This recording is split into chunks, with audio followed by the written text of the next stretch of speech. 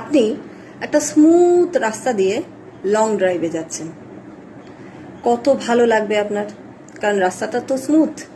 কিন্তু যদি ধরুন এমন একটা রাস্তার মধ্যে দিয়ে আপনাকে লং ড্রাইভে যেতে হচ্ছে যে রাস্তাটা খুব খারাপ, এবড়ো খেবড়ো, সেখানে তো আপনার এই জার্নিটা স্মুথ বা প্লেজেন্ট হবে না, তাই না? সেরকমই আমাদের লাইফটাও কিন্তু সবসময় প্লেজেন্ট হয় না বা প্লেজেন্ট ওয়েতে চলে না। কখনো না কখনো আমাদের প্রবলেমের সম্মুখীন হতে হয়, আর সেই প্রবলেমের সম্মুখীন হলে ভেঙে পড়লে চলবে না। সব সময় পজিটিভ মেন্টাল অ্যাটিটিউড রাখতে হবে এবং সমস্যার সামনাসামনি করতে হবে, সমস্যার মুখোমুখি হয়ে তার সলিউশন বার করতে হবে। দেখবেন আপনি ঠিক প্রবলেমটা সলভ করে ফেলেছেন।